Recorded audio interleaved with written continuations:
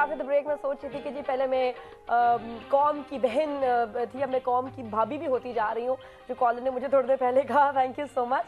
और बात हो रही थी जो रहीम बलोच साहब से कि इतने टैलेंट के बावजूद क्या वजूहात हुई, इनको कहाँ डिस्क्रिमिनेशन और क्या प्रॉब्लम्स पाकिस्तान में फेस हुई इतनी अच्छी आवाज़ के बावजूद कि आगे नहीं बढ़ सके। जी आप बता रहे थे कि फिर आप फिल्म इंडस्ट्री में गए, शुरुआत कैसे हुई गाने की? गाने की शुरुआत बचपन में हुई, जब से होश संभाला। शौक। उसके बाद फिर यहाँ पर आए दुबई में।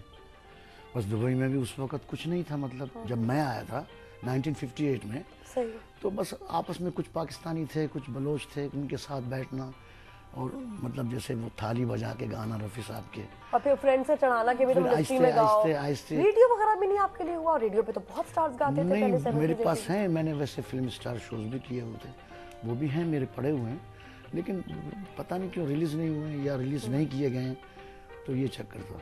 वैसे मतलब ये कि मुझ पे बहुत तकलीफ़ें पहुंची, बहुत ज़्यादा। पता नहीं इसकी वजह क्या है। अब जैसे पाकिस्तान में मैं गया था जब दूसरी वार हुई थी 1973 में, तो एक गाना था पंजाबी में, किसी दोस्त ने लिख के दिया था कि भाई इसे आप जाके रेडियो स्टेशन में गाएं। खैर मैं, हालांकि मैं आर्मी में था, यहाँ अच्छी खासी तनख्वाह थी, यहाँ पे मेरी फैमिली भी यहीं थी। वहाँ खैर मैं गया तो पहले मेरी इंटरव्यू आई अखबार जहाँ में। खालिद खुल्द नाम था शायद उनका, इकबाल खालिद, ऐसा खालिद खुल्द नाम था, अखबार जहाँ के एडिटर थे। तो उसने मुझे एक सिफारशी चिट्ठी लिख के दी कि आप जाके रेडियो स्टेशन में, उस वक्त टीवी का वो सिस्टम नहीं था, मेरा ख्याल है 1973 की बात कर रहा हूँ मैं।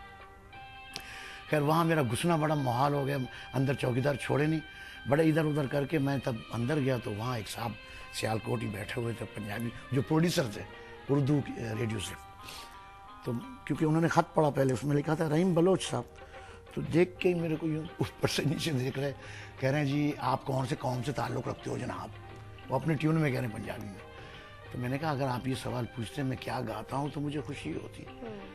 भाई आप गीत गाते हैं क्लासिकल, गज़ल वगैरह वगैरह, लेकिन आपने डायरेक्टली मुझे ये कहा, तो मैं अगर कहूँ कि मैं बलोच हूँ तो आपको ताज्जुब होगी। बोली जी हाँ जी, बलोच ताज्जुब तो गल है ये, हमने तो आज तक किसी बलोच को उर्दू सुना हुआ नहीं है। अगर आपको इतना, उस बंदे ने हाँ उसने कहा, प्रोड्यूसर ने। तो मैंने कहा देखिए वो ज़माना गुजर गया, जो जाहिल थे अब तो माशाल्लाह पूरी दुनिया में पहले हुए। हमारे कौम बलोच जो भी हैं माशाल्लाह पढ़े लिखे हैं, और उसमें बहुत से, हाँ माशाल्लाह। अब वो ये ऐसी बात तो नहीं बोली नहीं आप कोयटा जाएं, तो मुझे यहाँ बड़ा तकलीफ हुआ कोयटा जाके गए कि मैं, जब मेरे 1000 से ज़्यादा पुश्त कराची में दफन है। ठीक है, कोयटा ही मेरा मुल्क है, पाकिस्तान भी मेरा एक ही मुल्क, हमारा तो एक है ना। हाँ, सब भाई पाकिस्तानी है, हमारा नाम एक पाकिस्तानी, एक परचम है। हम, मैं ये नहीं कहता जी मेरा ताल्लुक बलूचिस्तान से या कराची से। जाहिल इंसान से वास्ता पड़ जाए जो इत्तेफाक से चौकीदार है और उसकी मर्जी के बगैर नहीं अंदर जा सकता। प्रोड्यूसर था ये, प्रोड्यूसर साहब ने बात की जी, कह रहे हैं आप जाएं कोयटा। तो मैंने कहा गुस्ताखी माफ, मैं अगर आपसे अर्ज करूं आप बुरा तो नहीं मानेंगे? बोली जी नहीं। तो मैंने कहा आप सियालकोट हो तो आप यहाँ क्यों आए? आपको भी तो सियालकोट में होना चाहिए। जब ये मसला हल हुआ कि आप बलूचिस्तानी, आप जाएं बलूचिस्तान, तो आप पंजाब से यहाँ क्यों आए? भाई कराची तो हमारा, कराची तो मतलब हमारा ही है ना। साहब में से कॉल, तो मकसद ये कि हमारे यहाँ कौम परस्ती कुछ ज्यादा ही है। ये जी, ये बस मैं बताऊं ना, आपका बड़ा बैड एक्सपीरियंस हुआ। हालांकि हम है या बहुत से लोग को ऐसा एक्सपीरियंस, बड़े अच्छे कराची में मैंने माशाल्लाह, मतलब हर जगह मैं गया हूँ, मैंने यही एक ही बात कहते हैं लोग कि यार आपको फिल्मों में गाना चाहिए, आपको फिल्म।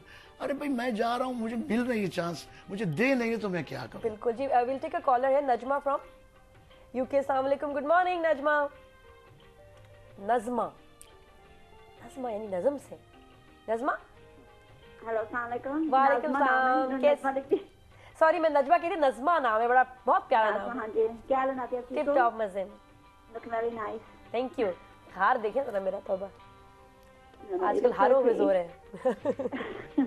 जी, रहीम बलोच साहब की बातें सुन रहे हैं एंड रहीम साहब की वेरी नाइस वॉइस, बहुत अच्छी आवाज है इनकी, आवाज बहुत अच्छी। अपनी जिंदगी की कहानी बहुत बुरी है जो बहुत, हाँ जी, वेरी इंटरेस्टिंग। और पाकिस्तान को चाहिए कि दोनों हाथ में ऐसे टैलेंट का इस्तेमाल करना चाहिए, ना कि अपनी कंट्री से टैलेंट निकल जाए।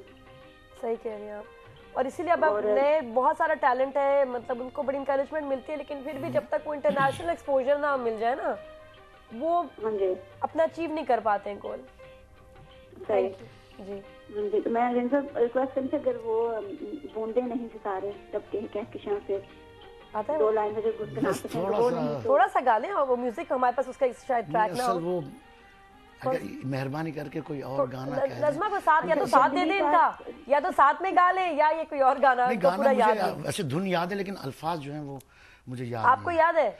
वो थोड़ा सा बूंदे नहीं सितारे, कुछ ऐसे ही है, पता नहीं गलत ना हो। हाँ, टपके हैं आसमां से। आगे सॉरी, आगे क्या था नज़मा? जरा आप बताएं थोड़ा सा उसकी मीनिंग थोड़ी सी। आगे मैं भी भूल गई, आप वैसे याद था। कोई और गाना कहे ना प्लीज। जंगली गाने तो चाहे कोई मुझे जंगली कहे। अरे बाप रे बाप। अच्छा, मैं वो वाला कौन बड़ी सा? मस्तानी है, मुझे बहुत हाँ, पसंद है वो, थोड़ा सा आपने सुनाना वो था। बड़ी मस्तानी है। आने से उसके आए बाहर, जाने से उसके जाए बाहर, बड़ी मस्तानी है मेरी महबूबा, मेरी जिंदगानी है मेरी महबूबा। गुनगुनाए ऐसे जैसे बजते हों घुंघरू कहीं पे, आके पर्वतों से जैसे गिरता हो झरना जमीन पे, झरनों की मौज है वो, मौजों की रवानी है मेरी महबूबा, महबूबा मेरी जिंदगानी। पर्वतों से जैसे गिरता हो झरना जमीन पे, झरनों की मौज है वो, मौजों की रवानी है मेरी महबूबा, महबूबा।